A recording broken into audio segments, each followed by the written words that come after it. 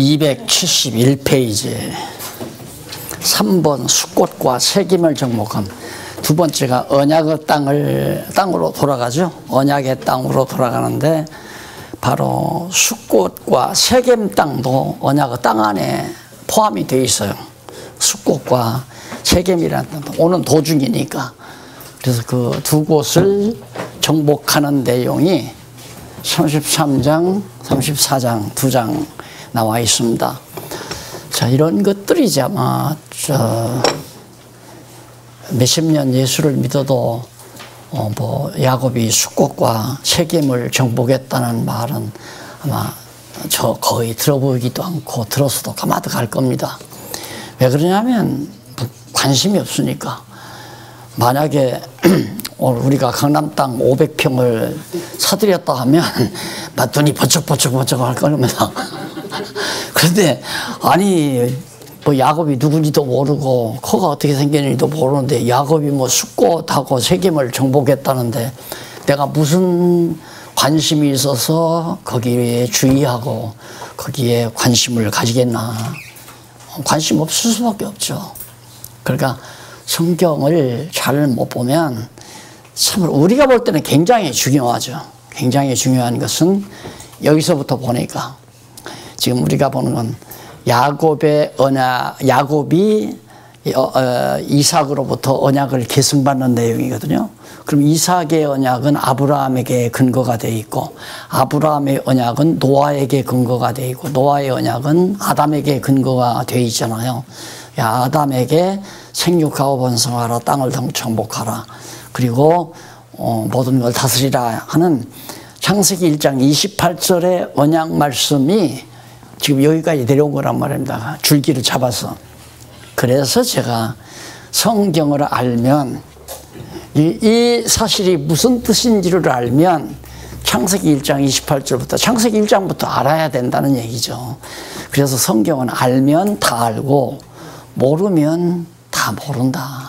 모르는 거다. 아니 이거 무엇 때문에 읽어야 돼요? 그러니까 교회에서 연말에 가서 금반지 준다니까 읽어야 되니까 그냥 눈으로 이건 숙자고 곧자고 이런 식으로 술술술 읽어. 무슨 뜻인지도 모르고 어차피 무슨 뜻인지 모르는 건 목사님도 모르고 나도 모르니까 그냥 읽는데 의미를 두자. 그래서 성경 읽기 일을 한다고 그러는데 장님 선글라스 끼나 마나 아무 상관은 읽으면 뭐예요? 모르는데. 그래서 답답한 거죠. 그런데 알고 보면 얼마나 중요해요. 야, 숫꽃과 세겜을.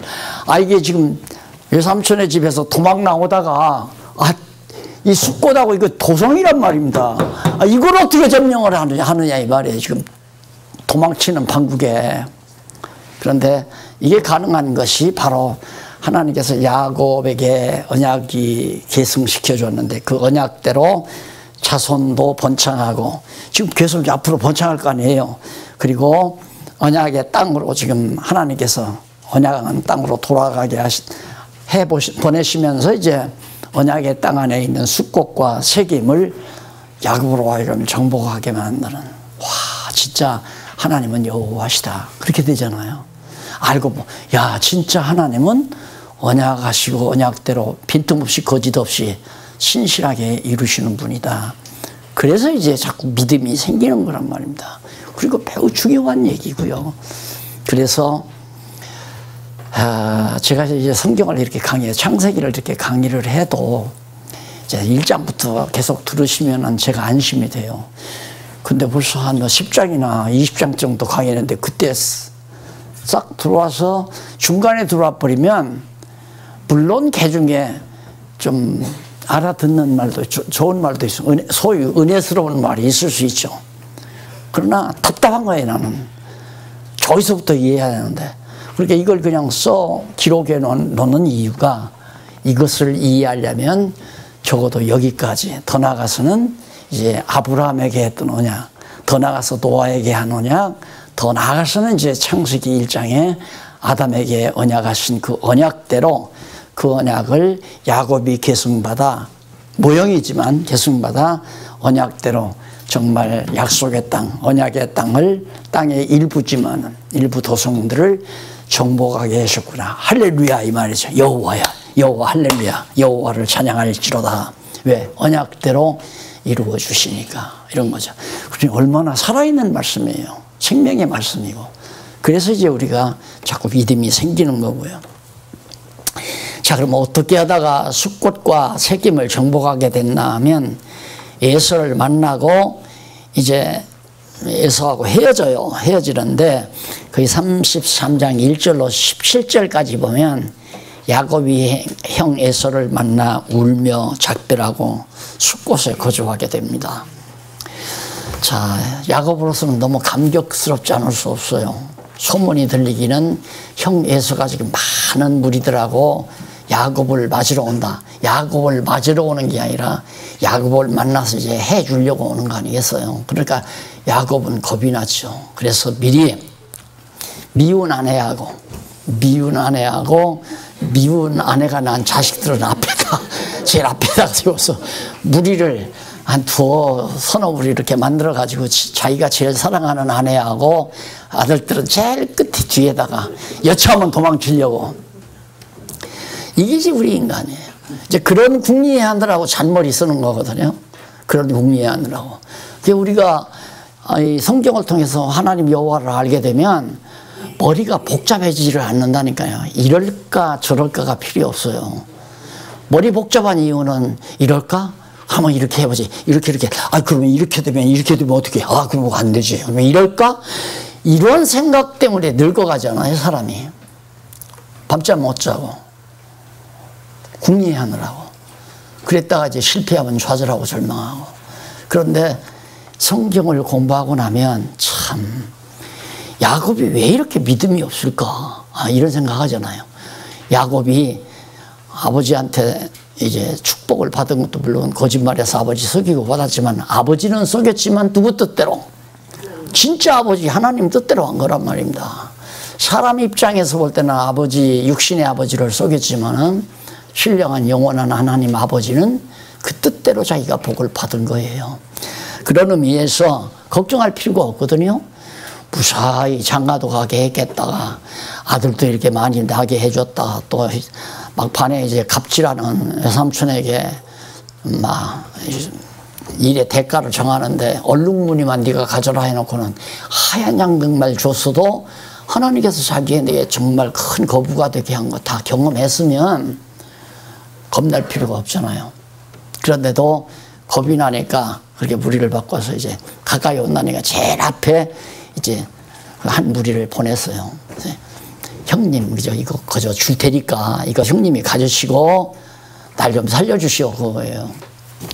그런데 하나님께서 에서의 마음을 누그러뜨린 거예요. 부드럽게. 그래서 보자마자 이제 동생의 아내들이나 자녀들을 보자마자 마음이 풀어져 가지고 에서가 영접을 하게 됐잖아요. 영접을 해서 야곱을 죽이지 않고 정말 아름다운 부드러운 마음으로 서로가 형제의 우애를 다졌는데 에서가 뭐라고 가자. 가서 우리 이 가나안 다 지옥문에 약속의 땅에 가서 우리 같이 살자. 그러니까 야곱은 겁이 난 거예요. 야, 이거 공연히 살살 데리고 가나안 땅 들어가서 완전히 우리 다 죽여버리고 이 재산 다 뺏어갈 거 아닌가. 이래가지고 아이고 형 그냥 나 혼자 가도 되니까 형님 먼저 가시라고. 그리고는 에서를 미리 형을 앞에 보냈어요. 그게 형이 그렇게 같이 가자고 해도 못 믿어오니까. 그래 멈췄는데 마침 세겜 사람들이 이제 세겜성 부근인데 세겜성 사람이 무슨 일이 있으면 세겜 왕이 있다가 야곱의 아내를 보니까 세겜 왕처럼 함의 후손들이란 말입니다. 함의 후손들이니까 시커멀 거 아니에요. 근데 야곱의 딸 디나를 보니까 뽀얗고 우리처럼 생겼으니까 이쁘고 아름답게 보이니까 이 디나를 범해버렸어요. 그리고는 이제 타협을 하는데 야 우리 그러지 말고 서로 통혼하자. 그래서 이제 세겜 사람들이 다 야곱의 아들들에게 시집도 가고 야곱의 아들들이 자기네 딸들에게 장가도 오고 이렇게 해서 서로 통혼하자고 그랬어요. 그러니까 이거 큰일 났단 말입니다. 이거 통혼해버리면 이 사람들에게 완전히 맥히는 거고, 저 사람들은, 세계 사람들은 이미 막 성을 쌓고 있으니까 얼마나 강해요. 재산 다 뺏어갈 거고. 그러니까 거기서 이제 지혜를 얻어가지고 그렇게 하자고 그랬어요. 그렇게 하자고 하는데 조건 하나가 뭐냐면, 야, 우리는 전부 다 한지 8일이면 할례를 행한다. 그러니까 우리하고 통혼하려면 당신들 아들들도 전부 할례를 행해야 된다. 그래서 남자들은 전부 할례를 행해라. 그러니까 그것쯤이야 하지 뭐. 우리 다 남자들 할례 받을 테니까 너희 야곱의 후손들 너희들하고 우리하고 다 통혼하고 한 족속처럼 이제 평화조약 맺고 살자. 그랬는데 이 세겜왕 바보가 전부 백성들에게 명을 내려서 사내는 남자는 전부 할례를 받게 만들었어요.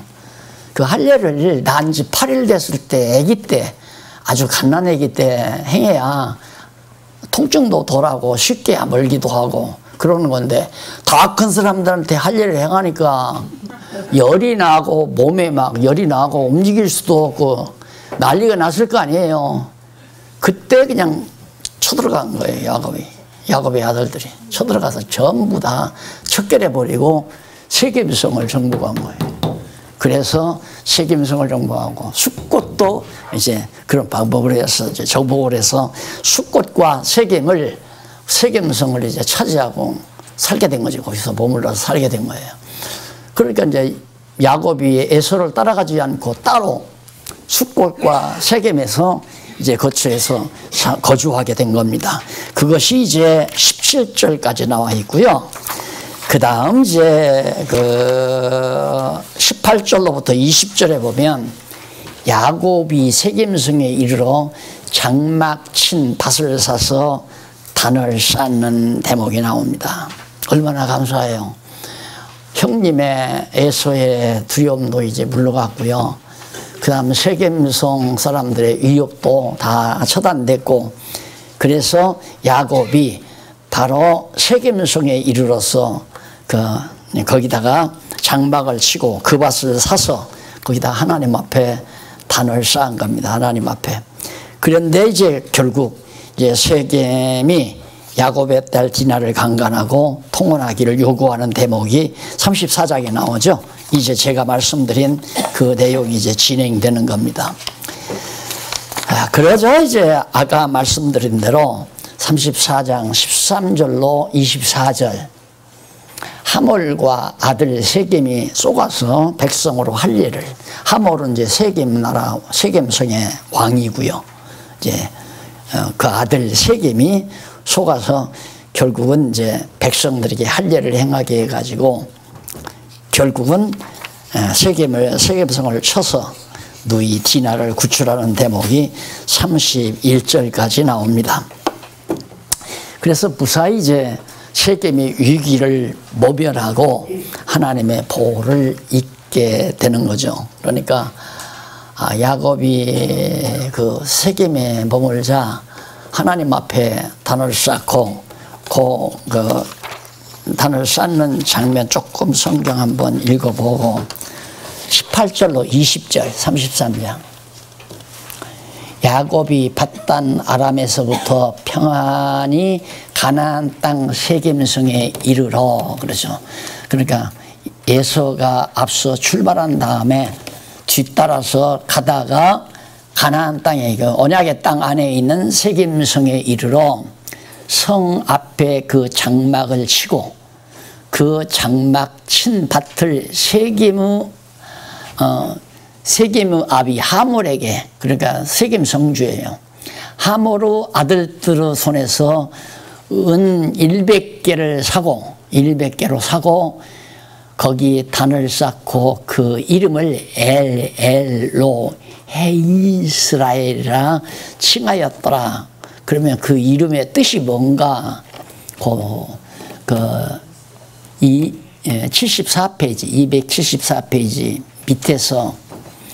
밑에서부터 7째 줄 중간 조금 그냥 거기 해설 읽어보십시다.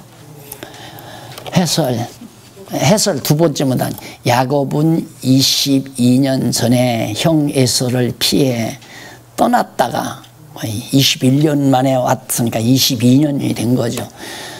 에서를 떠났다가 이제 큰 거부가 되어 가나안 땅 세겜성에 돌아왔는데 그리고 그곳에 장막을 치게 되었으니 참으로 감격스러운 일이 아닐 수 없다. 따라서 그는 그곳에 밭을 사서 거기 단을 쌓는데 하나님, 이스라엘의 하나님이라는 뜻으로 엘로헤이스, 이스라엘. 그러니까 엘이란 말은 신이라는 말이거든요. 엘로헤라는 말은 엘로힘이라는 말에 이제 연결 부호가 들어간 거죠. 그래서 하나님 이스라엘의 하나님 그 말이에요. 그러니까 정말 하나님은 우리 이스라엘 자기 야곱, 자기가 이스라엘 됐잖아요. 나의 하나님입니다. 이런 뜻으로 거기 장소를 엘로헤 이스라엘이라는 말로 그렇게 지었다 하는 얘기입니다. 그리고 나서 이제 35장 넘어가 봅시다. 279페이지 4번. 1번, 2번, 3번, 4번이에요. 그러니까 언약 성취의 실제 내용들을 하나하나 자손이 번창했죠. 그러니까 지금 요셉까지 났으니까 11명 딸 하나에다가 12남매를 둔 겁니다. 아직 베냐민은 출생 안 했어요. 그리고는 이제 그 언약이 이루어지는 두 번째 땅으로 이제 돌아오게 되는데 돌아오다가 숲꽃과 세겜을 차지하고 거주하게 됐다. 이제 거기까지가 나온 내용이에요. 그러면 네 번째로 야곱과 에서가 번성하는, 당연하죠. 야곱도 번성하고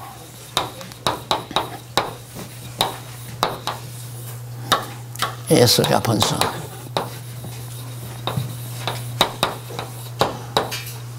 35장에서부터 36장.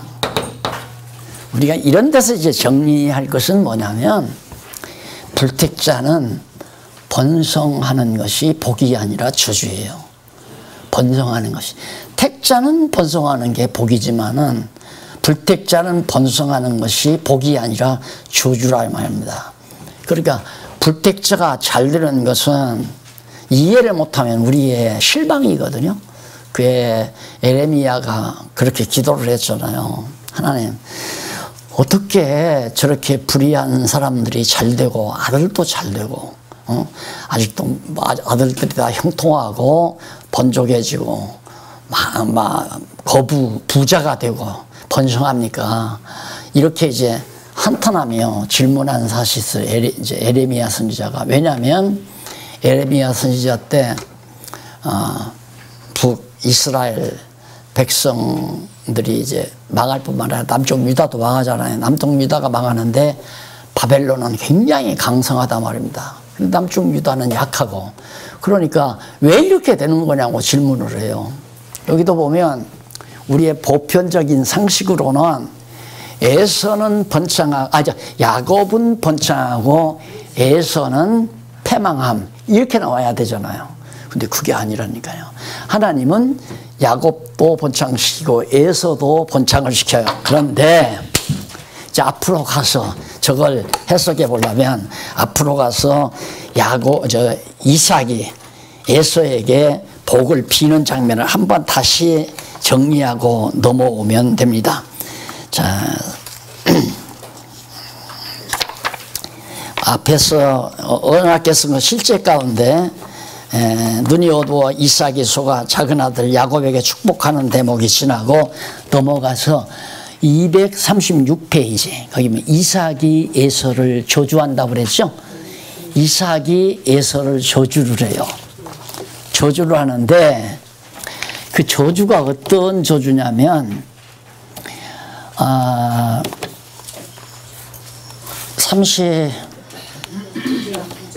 36절, 그 성경 본문 36절을 보세요. 30절부터니까 36절부터만 보십시오. 위에서부터 7째 줄 중간에 나오죠? 성경 36절. 에서가 가로되 그의 이름을 야곱이라 함이 합당하다. 야곱이라 함이 합당하다. 예? 함이 합당치 아니하니까 에서가 하는 얘기예요. 그 야곱이라 하는 것이 합당치 아니하니까 그가 나를 속임이 이것이 두 번째이다. 에서가 하는 말이에요. 첫 번째는 팥죽으로 속였고 이번에는 이제 아버지 복을 뺏어가기 위해서 또 형을 속였다 이 말이에요. 또 가로되 아버지께서 나를 위하여 빌 복을 남기지 아니하셨나이까. 이삭이 에서에게 대답하여 가로되 네가 그를 너의 주로 세우고, 이게 저주예요 복이에요? 그를 야곱을 네 주로 세운다. 그러니까 야곱은 주인이 되고 너는 종이 된다 그 말이에요. 이게 저주 아니에요? 지금 저주 내리는 거예요. 그러면 너를 주로 세우고 그 모든 형제를 내가 그에게 종으로 주었으며, 그러니까 야곱의 그 모든 형제, 그러니까 야곱의 형제 모든 형제들을 앞으로 이제 형제들이 야곱의 형제들 많이 있지만은 전부가 다 야곱의 종으로 하게 할 거다. 곡식과 포도주를 그에게 공급하였으니 내 아들아 내가 내게 무엇을 할 수 있으랴. 줄 것이 하나도 없다. 에서가 아버지에게 이르되 내 아버지여 아버지의 빌복이 이 하나뿐이니까 내 아버지여 내게 축복하소서 내게도 그리하옵소서. 그렇게 사정을 했어요. 소리를 높여 우니 그 아비 이삭이 그에게 대답하여 가로되 너의 주소는 땅의 기름짐에서 뜨고 내리는 하늘 이슬에서 뜰 것이며, 그러니까 땅도 기름지지도 않고 하늘에서 이슬도 안 내리니까 곡식도 잘 안 되고 아주 몹쓸 놈의 땅을 너희들이 네가 차지한다. 너는 칼을 믿고 생활하겠고 늘 전쟁을 해야 되고 칼을 믿고 여호와 하나님을 믿는 게 아니라 내 아우를 섬길 것이며, 그러니까 야곱을 섬기고 산다. 내가 매임을 받을 때에는 그 멍에를 내 동생에서 떨치어버리리라 하였더라.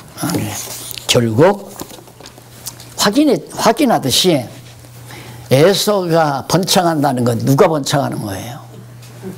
에서가 번창하는 건 야곱이 번창하는 거예요. 왜? 종이 번창하니까, 야곱의 종들이 번창하니까 야곱으로서는 좋죠. 야곱의 종들 사람들이 번창하니까. 그래서 야곱과 에서가 번창한다고 하는 것은 사실 하나님께서 야곱을 위해서 에서를 번창시키는 것이다. 가나안 땅을 이스라엘 백성들이 이제 400년 동안 애굽에서 종살이 했잖아요. 그런데 400년 말고 한 40년만 하든가, 안 그러면 한 4년 동안만 종살이 하다 나오면 되잖아요. 그런데 왜 하나님께서 400년을 종살이하게 했는가? 그 이유는 가나안 땅의 백성들이 아직 죄악이 관영하지 않았기 때문에, 그렇게 실컷 다 개발해놓고 살기 좋게 만들어놓고 폐역하고 부패해서 죄악이 관영할 때, 그때 이제 하나님께서 이스라엘 백성들 들어가서 거저 다 차지하고 살게 하려고. 그게 이제 하나님의 전법이기 때문에 시편 기자들이 예언하기를 악인이 쌓은 재물이 의인을 위해서 쓰여진다 그 말이에요.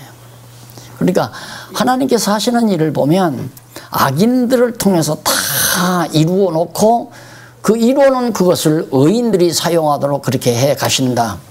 그런 의미에서 야곱과 에서가 같이 번창한다고 하는 것은, 에서는 저주지만은 야곱은 그것이 바로 축복이 된다. 근데 우리는 반대로 생각하잖아요.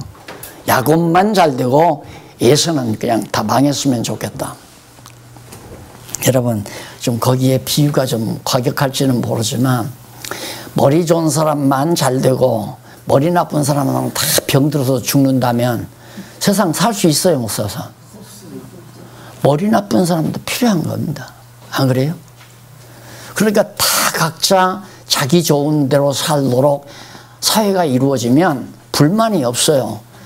그런데 자기 은사대로 살지를 않고 욕심대로 살게 되면 전쟁이 일어나고 싸움이 일어나고 시끄러운 거죠. 그래서 교회도 내가 늘 하는 얘기입니다. 하나님께 다 어찌 가르치는 자겠느냐, 다 어찌 섬기는 자겠느냐. 하나님이 각각에게 주어지는 은사가 따로 있으니까 그 은사 따라 살아가도록 해 가시는 것이 하나님의 뜻이다 이거예요. 그러니까 교회 안에서 당신 나처럼 살아라 이러면 안 된단 말입니다. 왜 나는 이렇게 사는데 너는 그렇게 사느냐. 그거 아니죠. 어떻게 그 부분이 참 이해하고 넘어가기가 힘든 거지만 참 저 사람들도 나처럼 하면 얼마나 좋을까. 아니에요. 하나님께서 각자에게 맡겨주시는 은사가 따로따로 있어요. 그 은사가 뭐냐 하면 즐거워요. 그렇게 살면 즐겁단 말입니다. 그러니까 각각 은사 따라서 하나님 앞에서 살게 해주는 것이 교회 정치의 가장 중요한 요소 중에 하나다. 그것이 이제 사람이 하는 게 아니라 성령께서 그렇게 해 가시는 거죠. 각자에게 소원을 주신 대로 살면 되는 거 아니겠어요? 자, 그래서 이제 그 야곱과 에서도 말은 인간적으로 다 번창하지만 내면에 들어가면 사실은 야곱만을 하나님이 사랑해서 하시는 일이다. 그래서 창세기 35장에 보면 280페이지 거기 보면 동그라미 안에 1번 야고부 자손이 번성하는 내용이죠. 이건 뭐 그렇게 어려운 내용이 아니에요. 35장 1절로 8절에 보면 야곱이 신상을 땅에 묻고 명령 따라 베델에 단을 쌓습니다. 아, 이제 제법 야곱이 여호와 하나님을 배웠어요. 그래서 이제 그 세겜 사람들이 섬기는 모든 우상단지들, 신상들을 전부 다 땅에 묻어버리고 하나님 앞에 정말 제사할 수 있는 단을, 베델에다가 단을 쌓고 여호와 하나님을 경외하게 하는 그런 내용이 거기 나옵니다. 그래서 거기 한번 몇 절부터 보느냐면 5절부터만 한번, 아니 5절 6절부터 보십시다. 아니 4절, 6절이 아니라 4절. 4절은 성경 본문 위에서 7째 줄 앞부분에 나와요. 그들이 자기 손에 있는 모든 이방 신상과 자기 귀에 있는 금고리 야곱에게 주는지라, 금고리를 야곱에게 주는지라 야곱이 그것들을 세겜 근처 상수리 나무 아래 다 묻어버렸다. 그 이제 뭐 단장하지 말아라, 뭐 장식품에 장식품을 달려면 그건 성경적이 아니다, 뭐 이래가지고 뭐 액세서리, 뭐 여자분들 뭐 귀걸이라든가 목걸이라든가 이런 걸 또 반대하는 분들이 있어. 근데 그거하고는 좀 거리가 먼 게 뭐냐면 이 당시에는 하여튼 금붙이나 그런 거 있으면 그걸 녹여서 우상을 만들어요, 우상을. 그래서 이제 단장품을 다 제하라고 한 거거든요. 예, 그러니까 뭐 지금은 완전히 그냥 하나의 몸의 장식품으로만 쓰지 그걸 갖다가 우상 만드는 사람이 누가 있어요. 해당이 안 되는 얘기인데 교회 나올 때는 모든 뭐 귀걸이도 빼고 뭐 목걸이도 빼고 정숙하게 와라. 그래서 김여숙이는 하나도 안 하잖아요. 내가 안 사줘서 안 하는데 그렇게라도 핑계를 대야잖아요. 네. 다 그렇게 해서 다 없애버렸어요. 그러니까 우상을 만들 수 있는 요소를 싹 다 제거하는 거죠. 그리고는 베델에다가 단을 쌓고 거기서 이제 뭐가 나오냐면 한번 계속 읽어보십시다. 5절에 그들이 발행하였으나 하나님이 그 사면 고울들로 크게 두려워하게 하신 거로 야고보 아들들을 추격하는 자가 없었더라. 그게 세겜성을 완전히 그냥 쳐버리니까 그 인근 모든 사람들이 겁이 난단 말이에요. 야, 저렇게 강한 도성도 저 사람들이 다 쳐서 정복했기 때문에 다복중이시고 두려워 떨게 만들어가지고 결국 이제 6절 야곱과 그와 함께한 모든 사람이 가나안 땅 루스 곧 베델에 이르고 그가 거기서 탄을 쌓고 그곳을 엘 베델이라 불렀으니 이는 그 형은앗을 피할 때 하나님이 그에게 거기서 나타나셨습니다. 도망갈 때 베델에서 하나님 나타나서 언약하셨는데 거기다가 또 단을 쌓고 하나님의 베델이다 라고 하는 그런 뜻에서, 그래서 이제 8절에 보니까 리브가의 유모 드보라가 죽음에 그를 베델, 그러니까 리브가의 유모 드보라가 죽음에 그를 베델 상수리 나무 아래 장사하고 그 나무 이름을 알론바굿이라고 그렇게 불렀더라 하는 내용으로 정리가 됩니다. 근데 그 베델은 이쪽 281페이지 두 번째 문단 네 번째 줄, 두 번째 문단 네 번째 줄 중간 멈춰서 보면 베델은 하나님의 집이라는 뜻이죠. 그게 엘 베델하면 하나님의 집이라는 의미인데, 이때 야곱이 엘 베델이라고 부른 것은 베델에 하나님이 나타나 언약을 하신 것을 의중에 두고 부른 이름이다. 야곱이 고향을 떠날 때 그가 단을 쌓은 베델에 이르자 리브가의 유모가 죽어 상수리 나무에, 리브가의 유모는 리브가가 처음 이삭의 아내가 되려고 나홀의 성을 떠날 때 그때 같이 동행한 여자입니다. 그가 장사된 나무 이름을 알론바굿이라고 하는데 이는 곡하무 상술이다. 예, 슬펐죠. 그러니까 어머니의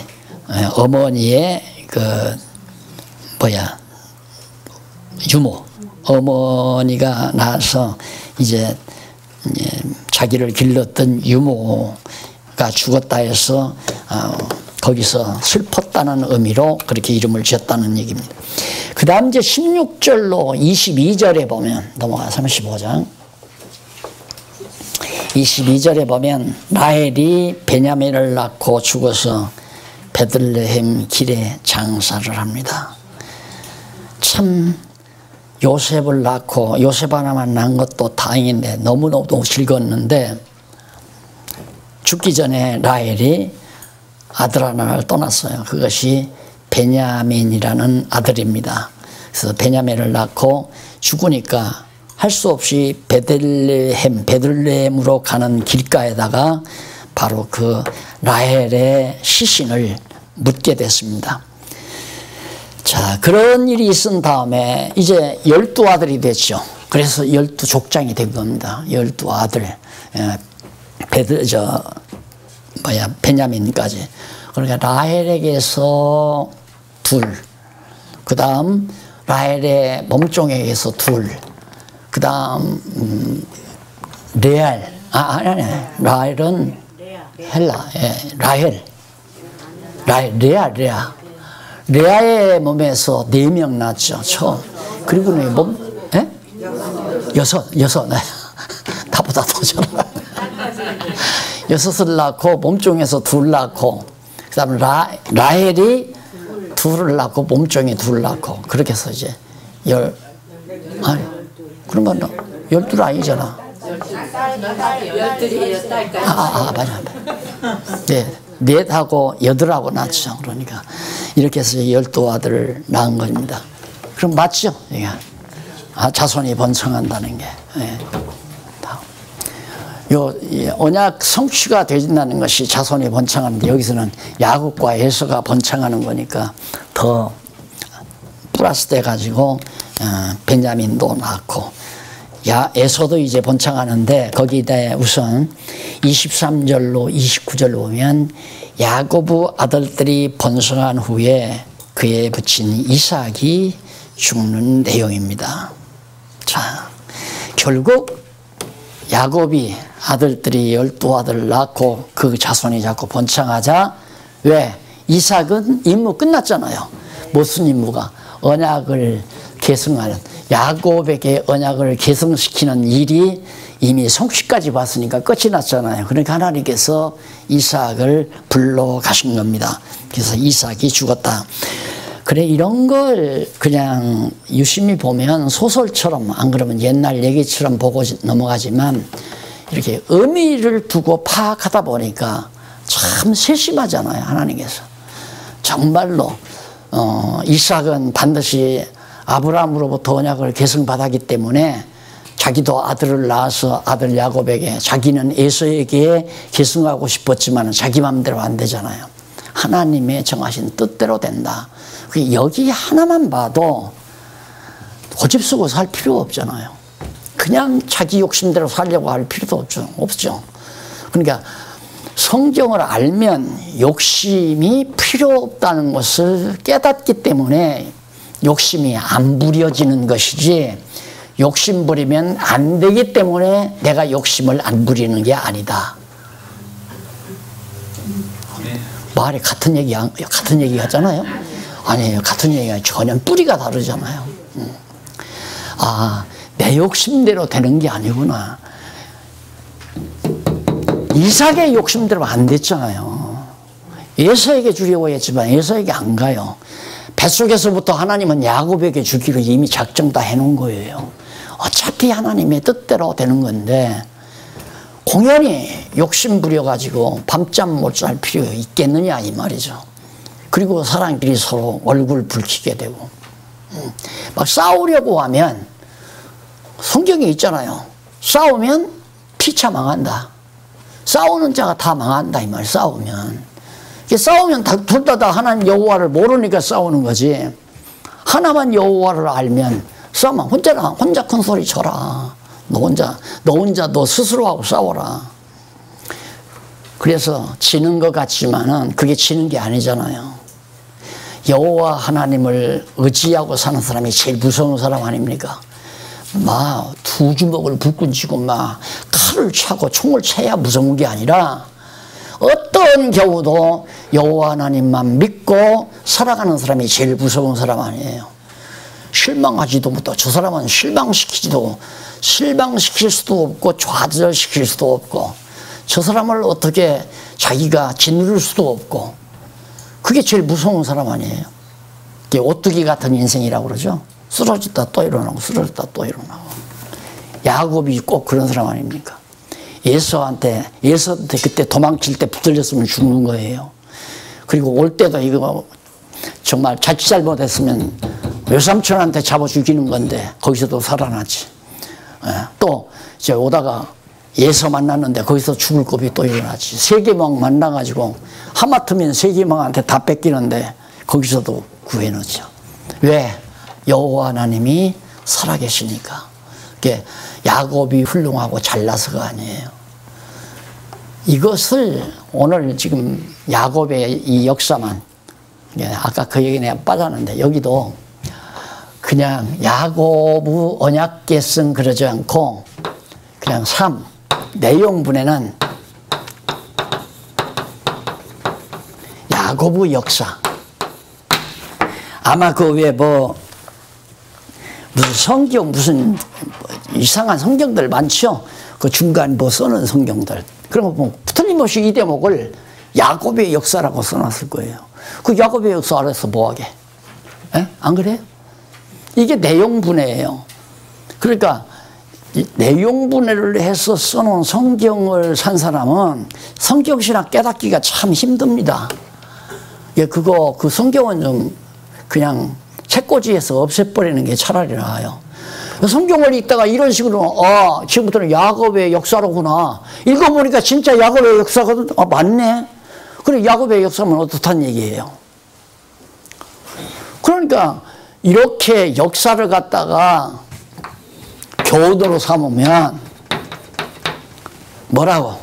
첫째, 축복받고 살려면 여러분 애비를 속이십시오. 두 번째, 형제도 속이십시오. 사기를 치라 이 말이야. 틀렸어요? 맞잖아요. 야곱이 아버지 사기치고 형 사기치고 해서 결국에는 부자가 되잖아요. 안 되는 거죠. 그래서 성경이 어렵다는 얘기예요. 그래 내용분해는 안 된다. 그래서 이건 내용분해로 붙인 제목이고 이것은 의미 분석으로 붙인 제목이고, 그래서 이 제목만 이렇게 써놓은 저 소각당에도 붙여놨더라고요. 이렇게 막 크게 해서. 요즘 그게 굉장히 인기래요. 막 지방에서 그게 막 인쇄서에다 집어넣어가지고 집집마다 다 걸고 그러고 난리래요. 그런다고 목사님 지금 완전히 다 그 표절들 한다고 다 고발해서 돈 받으라고. 그래서 팔아먹지만 말고 그냥 열심히들 하시라고 그랬어요. 왜? 그것만 봐도 전체 흐름을 알잖아요. 쫙 하니. 그런데 전에는 그걸 당연히 그렇게들 봐야죠. 당연히. 과거에 내 목회할 때 그렇게 책을 써서 책을 내서 하면 난 다 그렇게 보는 줄 알았죠. 그래서 지금처럼 이렇게 구분해서 얘기도 안 했어요. 자꾸 얘기하면 또 박 목사 책 팔아먹으려고, 지금도 자꾸 그런다니까. 책 팔아먹으려고 그런다고. 그러려면 책 팔아먹으려고 했으면 내가 표절로 다 고발하죠. 고발해서 전부 뭐 몇백만 원씩 몇천만 원씩 받아먹죠. 예. 이제는 뭐 다 아시니까 내가 말씀드리는데 전혀 달라요. 내용 분해와 의미 분석이 전혀 다르다. 의미 분석만 봐도 쫙 나오는데, 의미 분석을 보면 적어도 야곱과 에서가 번성하는 이 대목이나 숙곡과 세겜을 정복한다는 내용을 올바로 이해하려면 창세기 1장까지 가야 한다 이 말이에요. 어디든지. 그럼 이 다음 쭉 가서 말라기 뭐 3장 5절로 7절까지 내용을 우리가 바르게 이해하는데도 어디까지? 창세기 1장까지 가야 한다 이 말이에요. 그러니까 성경은 알면 다 알고 모르면 다 모르는 거다. 공부를 하려면 차근차근 창세기부터 해야 논리적인 흐름을 잡아서 놓치지 말고 연결, 중심 뼈대를 연결시켜서 쫙 연결되잖아요. 그렇게 해서 여기까지 오니까 야곱과 에서가 번창을 해도 에서의 번창은 저주고 야곱의 번창은 축복이다, 복이다. 이렇게 우리가 이해할 수가 있죠. 네, 이런 얘기를 제목에다가 야곱은 복을 받고 에서는 저주를 받는다, 뭐 이렇게 얘기를 하면 제목이 길어지잖아요. 그래서 언제나 그 제목은 간단명료하고 그 간단명료한 제목을 설명해서 좀 자세히 설명하는 그것이 글을 쓰는 예의라고 난 그렇게 생각을 해요. 제목이 벌써 뭐 한 줄, 두 줄 나간다 하면 배려가, 독자를 배려하지 않는 사람들이에요. 사람이 딱 이해하는 건 이렇게 여기가 세 마디 아니에요. 야곱과 에서가 번성함, 세 마디란 말입니다. 세 마디도 이해가 상당히 기억이 어려울 때가 많아요. 두 마디 아니면 한 마디 딱 야곱, 에서 이렇게 하면 딱 기억이 되는데, 야곱과 에서 그럼 벌써 야곱과 미가든가 뭐든가 이게 벌써 가물가물한다. 근데 세 마디면 더 어렵죠. 그래서 가능하면 나는 이제 세 마디 이상을 안 가죠.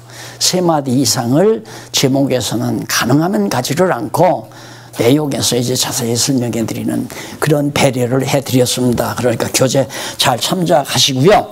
그 다음에 이제 베들레헴에서 장사한 다음에 이삭이 죽은 데까지 얘기를 했죠. 자, 그러면 이삭이 죽었으면 그 다음 야곱만 번성하는 게 아니라 에서도 번성해야 되잖아요. 그래서 36장은 에서 자손이 번성하는 내용이 나옵니다.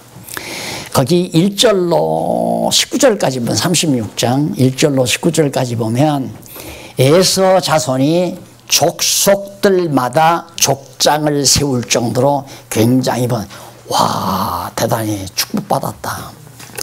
그래서 이제 우리나라 통속에는 뭐 오복해가지고 부귀다남, 부귀다남 해가지고 복 중에 부자가 되고 귀하게 되고 아들 많은 것이 복이다. 요즘 그런 소리 했다가는 돌매 맞아 죽겠지만은 아들이 지금 에서 자손들이 얼마나 많아졌어요. 그러니까 족장들을 세울 정도, 족속들마다, 에서 자손의 족속들마다 매 아들마다 한 족속을 이루거든요.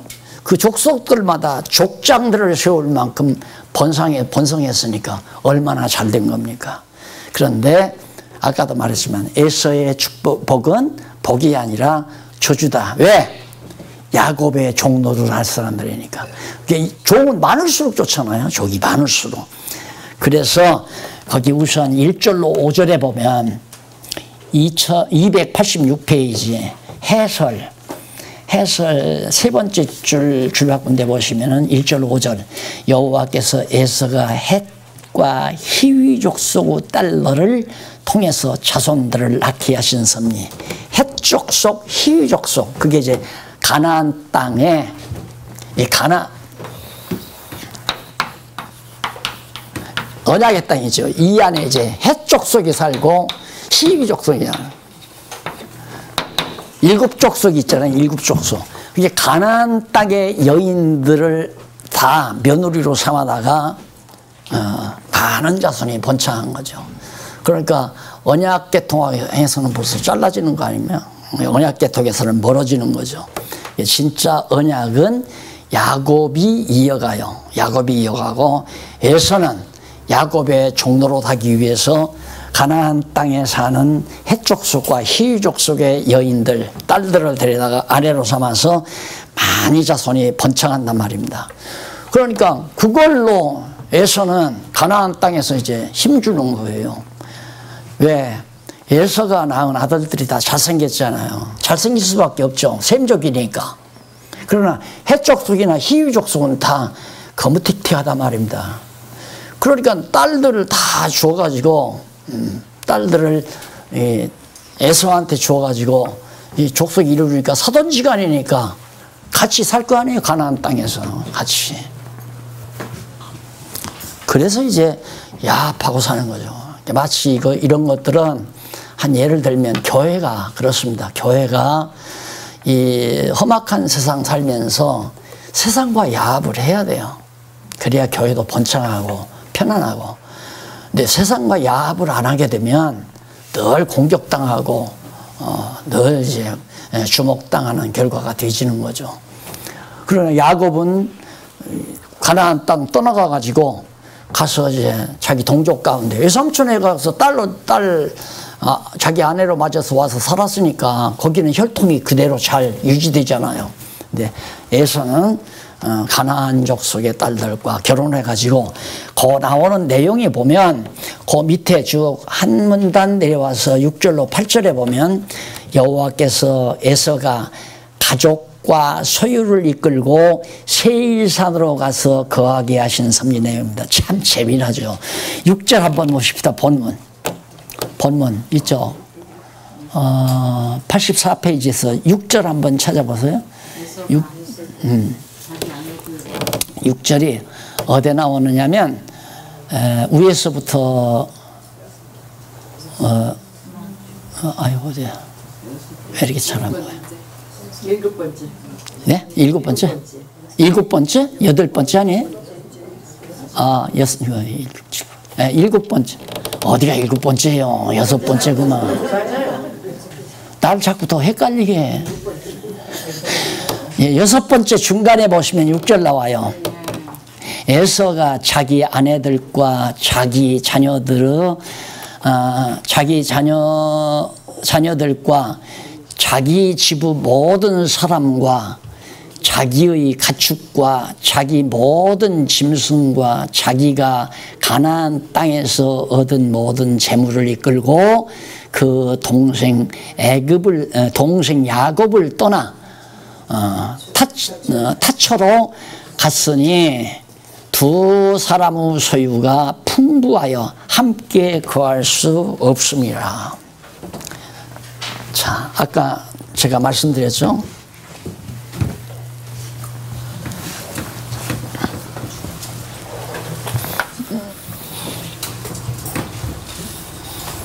이게 사해바다고 갈릴리 호수란 말입니다. 그럼 여기가 지금 험지예요. 여기가 소돔이고 소돔.